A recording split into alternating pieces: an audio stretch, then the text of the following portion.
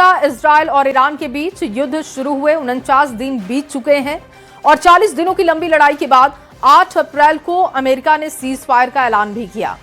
अब दावा किया जा रहा है कि सीज फायर की डेडलाइन खत्म होने से पहले अमेरिका और ईरान के बीच में डील फाइनल हो सकती है। अमेरिकी राष्ट्रपति डोनाल्ड ट्रंप ने यह दावा किया कि ईरान के साथ लगभग बात बन गई है।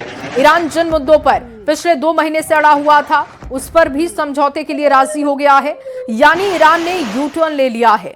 ट्रंप ने दावा किया कि ईरान परमाणु पर भी पीछे हट गया है, हॉर्मुज का भी हल निकाल लिया गया है। ईरान ने ओमान के रास्ते जहाजों की आवाजाही के लिए सेफ पैसेज देने की बात कही और इजरायल और लेबनान के बीच भी 10 दिनों के लिए सीज फायर की घोषणा कर दी गई, यानी करीब करीब अमेरिका, इजरायल और ईरान के बीच युद्ध खत्म होने की बात कही जा रही है। ट्रंप भी यही दावा कर रहे हैं कि वो समझौते के बेहद करीब पहुंच चुके हैं।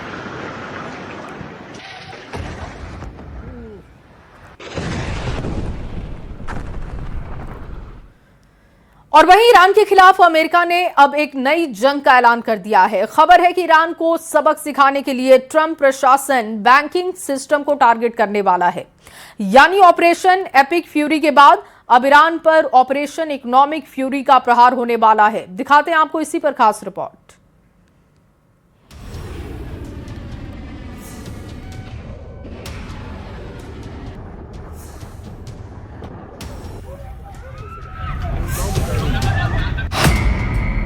ईरान के खिलाफ अमेरिका का नया हथियार, इकोनॉमिक वेपन से होगा ईरान पर प्रहार।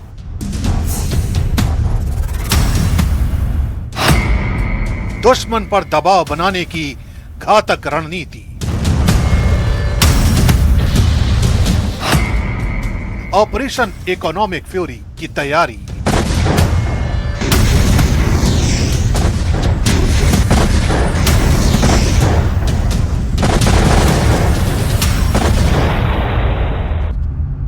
अमेरिका ने ईरान के खिलाफ अपने सबसे आक्रामक आर्थिक अभियान की तैयारी कर ली है, जिसका नाम है ऑपरेशन इकोनॉमिक फ्यूरी। अमेरिका के ट्रेजरी सेक्रेटरी स्कॉट बेसेंट के मुताबिक ये सिर्फ प्रतिबंध नहीं बल्कि ऐसा आर्थिक हमला है जिसका असर बमबारी जितना घातक हो सकता है। पिछले 1 साल से अमेरिका ईरान पर मैक्सिमम प्रेशर की नीति लागू किए हुए है, जिसमें उसके फंड्स को ब्लॉक करना और इंटरनेशनल ट्रांजैक्शन को रोकना शामिल है। अब इस अभियान को तेज किया जा रहा है, जिसका मकसद साफ है, ईरान की अर्थव्यवस्था को इस हद तक कमजोर करना कि वो अपनी सैन्य और प्रॉक्सी एक्टिविटी को जारी न रख सके। Yesterday, we announced Operation Economic Fury, and for over a year, we have had maximum pressure on the Iranians, both on blocking payments into the Iranian state and going after the accounts of the IRGC. One of what may prove to be fatal mistakes that the Iranians made was bombing their GCC neighbors, and who are now willing to be much more transparent in terms of the funds or do a deeper dive in investigating the funds that are held within their banking systems.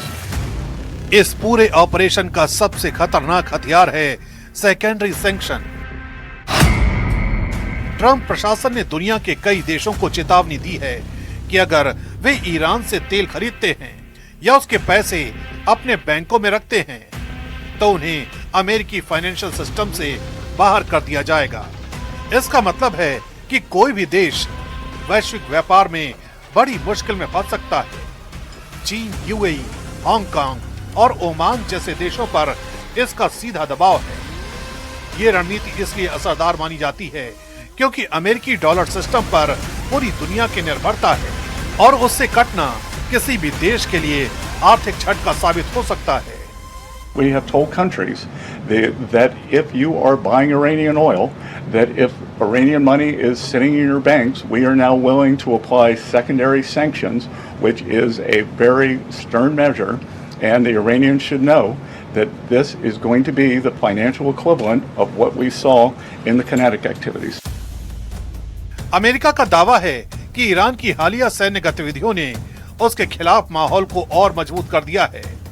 खासकर gulf Cooperation Council देशों के साथ तनाव के बाद अब ये देश भी ईरान के खिलाफ सख्त रुख अपना रहे हैं।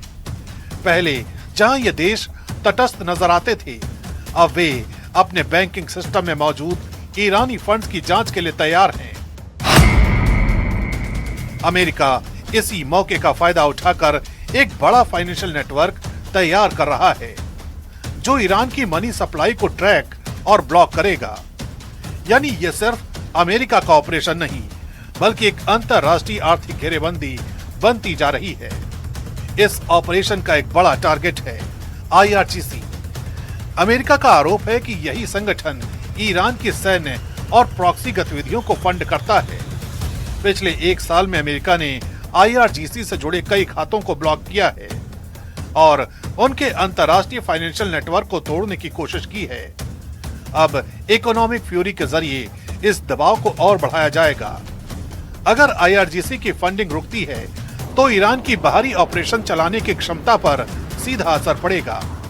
यही वजह है कि इस ऑपरेशन को ईरान के लिए बेहद खतरनाक माना जा रहा है। ईरान की अर्थव्यवस्था की रीढ़ उसका तेल निर्यात है और अमेरिका का सबसे बड़ा वार इसी पर केंद्रित है। ऑपरेशन इकोनॉमिक फ्यूरी के तहत अमेरिका उन सभी रास्तों को बंद करना चाहता है जिनसे ईरान अपना तेल बेचकर कमाई करता है। पहले कुछ देशों को छूट दी गई थी, लेकिन अब उन छूटों को खत्म किया जा रहा है। इसका मतलब है ईरान के लिए वैश्विक बाजार में तेल बेचना और मुश्किल हो जाएगा। अगर ये रणनीति सफल होती है तो ईरान की सरकारी आय में भारी गिरावट आ सकती है। ऐसे में सवाल उठता है कि आर्थिक दबाव के सामने ईरान झुकेगा या ये टकराव और गहरा होगा। शमशेर भाई और भी एक है। और वहीं पश्चिम एशिया में सीज फायर जरूर है, लेकिन हालात किसी बड़े तूफान के संकेत दे रहे हैं। एक तरफ अमेरिका और ईरान के बीच बातचीत जारी है, तो दूसरी तरफ जमीनी हकीकत यह है कि अमेरिका ने हजारों सैनिकों के साथ ईरान की घेराबंदी तेज कर दी है। समुद्र में एयरक्राफ्ट कैरियर, आसमान में फाइटर जेट और हर मूवमेंट पर पैनी नजर। सवाल यही है कि क्या यह सिर्फ दबाव की रणनीति है या फिर दुनिया एक और बड़ी जंग के मुहाने पर खड़ी है। देखते हैं ये रिपोर्ट।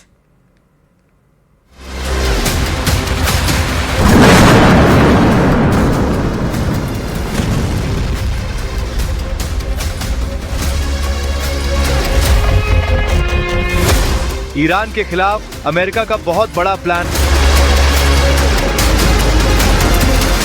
नहीं बनी बात तो होगा और बड़ा घमासान। ईरान की किलेबंदी में जुटे हजारों अमेरिकी सैनिक।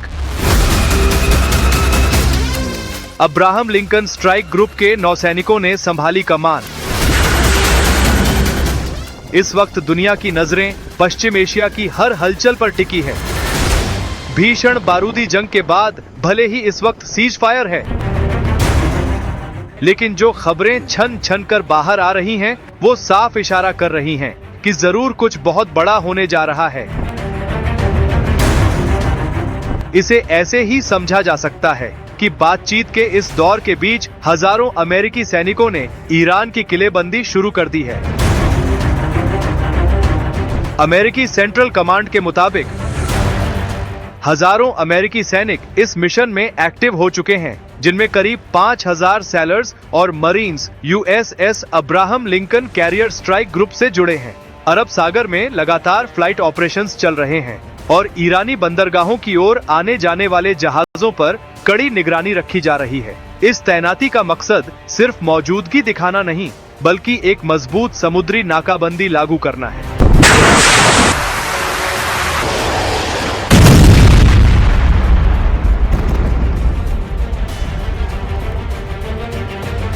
यानी ईरान को अब चारों तरफ से घेरने की रणनीति जमीन पर उतर चुकी है, जहां हर मूवमेंट पर अमेरिका की पैनी नजर है और दबाव लगातार बढ़ाया जा रहा है।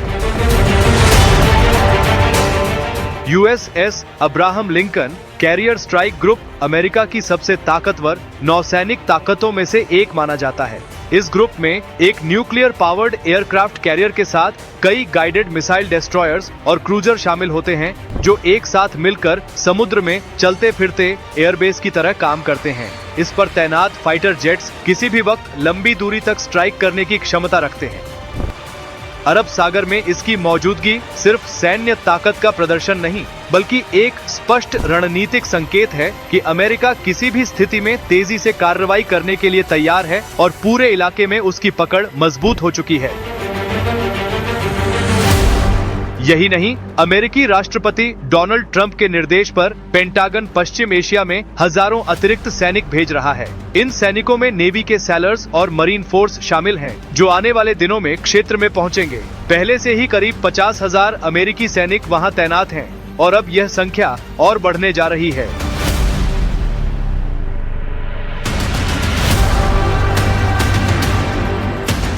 ये कदम सिर्फ तैनाती नहीं, बल्कि एक रणनीतिक संदेश है। अमेरिका हर स्थिति के लिए तैयार है। अगर बातचीत से समाधान नहीं निकला, तो सैन्य विकल्प पूरी तरह खुले हैं और तेजी से लागू किए जा सकते हैं।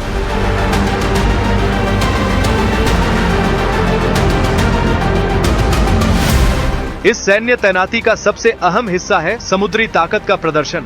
USS George H.W. बुश जैसे एयरक्राफ्ट कैरियर स्ट्राइक ग्रुप को पश्चिम एशिया की ओर भेजा गया है, जिसमें हजारों सैनिक और आधुनिक युद्धक सिस्टम शामिल हैं। इसके साथ ही बॉक्सर एम्फीबियस रेडी ग्रुप और 11वीं मरीन एक्सपेडिशनरी यूनिट भी तैनात की जा रही है।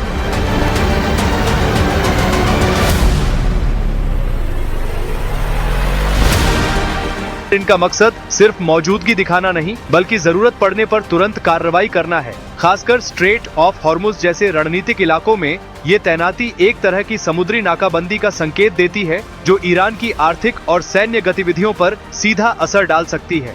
अमेरिका इस पूरे अभियान को सिर्फ सैन्य कार्रवाई के रूप में नहीं देख रहा, बल्कि इसे कूटनीतिक दबाव के साथ जोड़ रहा है। ईरान के साथ जारी बातचीत के बीच यह तैनाती एक साफ संदेश देती है, डील करो, वरना दबाव और बढ़ेगा। अभी जो सीज फायर लागू है, वो बेहद नाजुक माना जा रहा है और आने वाले दिनों में इसका भविष्य तय होगा। अमेरिका इस स्थिति में खुद को ऐसी स्थिति में रखना चाहता है कि अगर समझौता विफल होता है, तो तुरंत कार्रवाई की जा सके। यही वजह है कि सैन्य और कूटनीतिक दोनों मोर्चों पर एक साथ तैयारी चल रही है।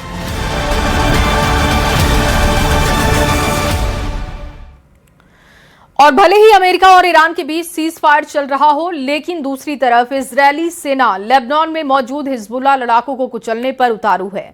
रिपोर्ट का दावा है कि जब तक ईरान और अमेरिका के बीच में सीज फायर चल रहा है, तब तक इजरायल हिजबुल्लाह को पूरी तरीके से कुचल देना चाहता है, ताकि अगर युद्ध दोबारा शुरू होता है तो उत्तरी इजरायल पर हिजबुल्लाह भीषण हमले ना कर पाए। खबर तो यह भी है कि हिजबुल्लाह को तीखी नुकसान पहुंचाने के बाद अमेरिका ने इजरायल लेबनान के साथ सीज फायर करने पर राजी भी भर दी है।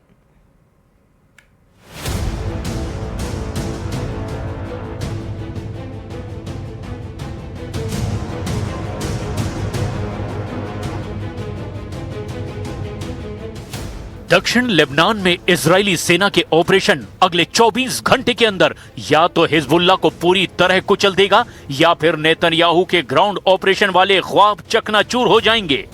यही वजह है कि इजरायली सेना को बड़ा ऑर्डर दिया गया है। ये बिन जुबैल में इजराइल का हमला है। इजराइल बॉर्डर से सिर्फ 3 किलोमीटर बिन जुबैल के अंदर इजराइल और हिजबुल्लाह की आमने सामने की लड़ाई चल रही है।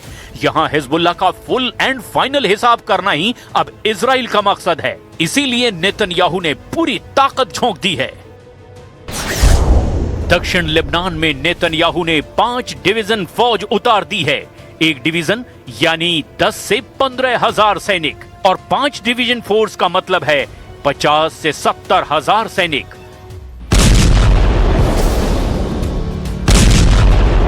लेकिन हिजबुल्लाह का खेल खत्म करने के लिए नेतन्याहू ने ट्रंप के सीज फायर को भी मुश्किल में डाल दिया। उनका इरादा बिल्कुल साफ है, हिजबुल्लाह को वैसे ही खत्म किया जाएगा जैसे हमास का गेम ओवर किया गया। लेकिन सवाल यह है, क्या चारों तरफ से घिरा हुआ हमास क्या पूरी तरह से खत्म हुआ है? और उनके मुकाबले तो हिजबुल्लाह ज्यादा ताकतवर है। खैर, लेबनान में हिजबुल्लाह के खिलाफ ऑपरेशन में इजराइल की 5 डिवीजन ऑपरेशन कर रही है। इनमें है 36वीं गाश डिवीजन, गाजा के बाद लेबनान पहुंची है। 98वीं हाएश डिवीजन, इसमें कमांडो यूनिट है। 162वीं हा प्लाडा डिवीजन, इसमें टैंक और बख्तरबंद गाड़ियां हैं। 446वीं हा मापाजा डिवीजन, ये सुरंगों का नेटवर्क तबाह कर रही हैं। 91वीं गिलीली डिवीजन, ये मैकेनाइज्ड इन्फेंट्री है।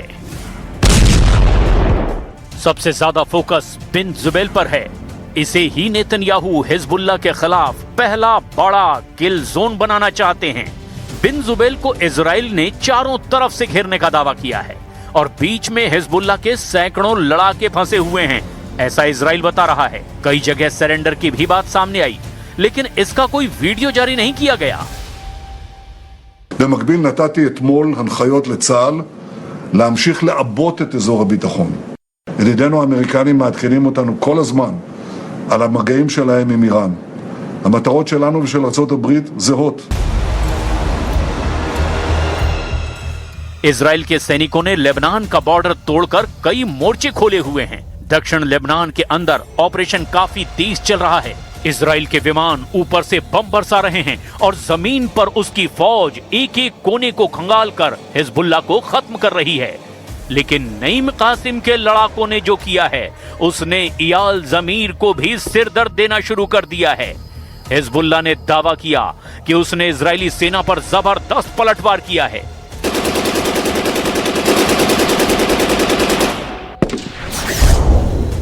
हिजबुल्लाह ने कहा कि 24 घंटे के अंदर इजरायली सेना पर 39 हमले किए गए। इस दौरान इजरायली सैनिकों, उनके टैंक और बख्तरबंद गाड़ियों पर अटैक किया गया। वहां लेबनान इजराइल बॉर्डर पर मौजूद इजरायली सेना के अड्डों पर भी ड्रोन और रॉकेट दागे गए। हिजबुल्लाह ऐसे वीडियो लगातार जारी कर रहा है। किसी में एंटी टैंक मिसाइल दागी जा रही है तो किसी में कामिकाजे ड्रोन लॉन्च किया जा रहा है।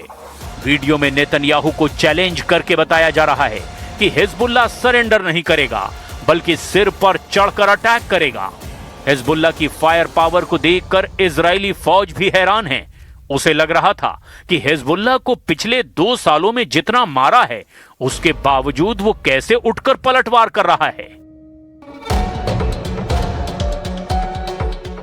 इजरायली सेना अध्यक्ष इयाल जमीर ने लेबनान ऑपरेशन की कमान अपने हाथों में ली हुई है, लेकिन नसरल्लाह की जमीन पर जीत कितनी आसान होगी, इसे लेकर उनकी उलझन लगातार बढ़ती जा रही है। आपको इजरायली सेना प्रमुख के 2 बयान दिखाते हैं, क्योंकि इसने तेल अवीव में नेतन्याहू का तनाव बढ़ा दिया है, जब अप्रैल आधा गुजर चुका है। तब इयाल जमीर ने कहा कि लेतानी नदी पर दक्षिण लेबनान को हिजबुल्लाह के खिलाफ किल जोन बना दिया गया है। वो हिजबुल्लाह को पूरी तरह मिटाने की बात कर रहे हैं। लेकिन बीते 27 मार्च को इयाल जमीर ने कहा कि इजरायली सेना थक रही है और वो ढहने की कगार पर है।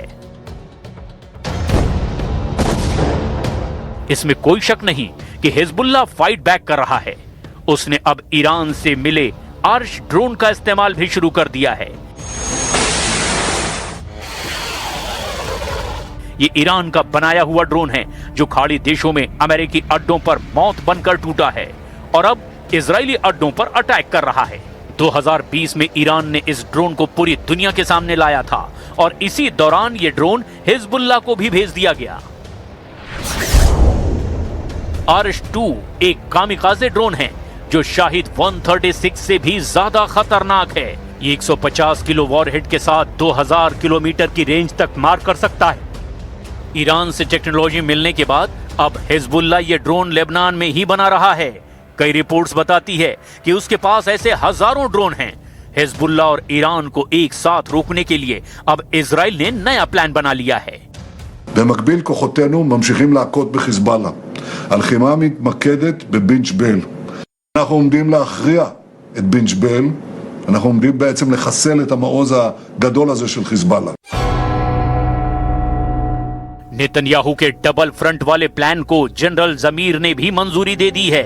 इजराइल का इरादा देखकर हिजबुल्लाह दबाव में है, लेकिन उसने तय कर लिया है ना हथियार डालेंगे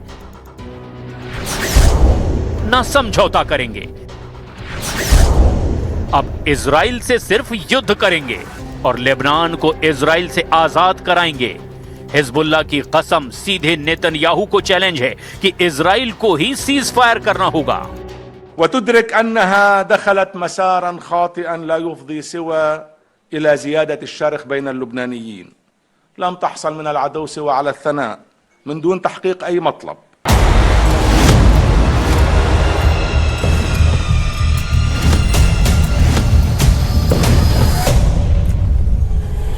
लड़ाई लंबी चलेगी, ये बात नेतन्याहू जानते हैं, लेकिन उनका फोकस फिलहाल लितानी नदी के तरफ बफर जोन बनाने पर है, ताकि हिजबुल्लाह को हर सूरत में इजराइल से दूर रखा जाए। साथ ही साथ ग्रेटर इजराइल की बुनियाद भी मजबूत की जा सके।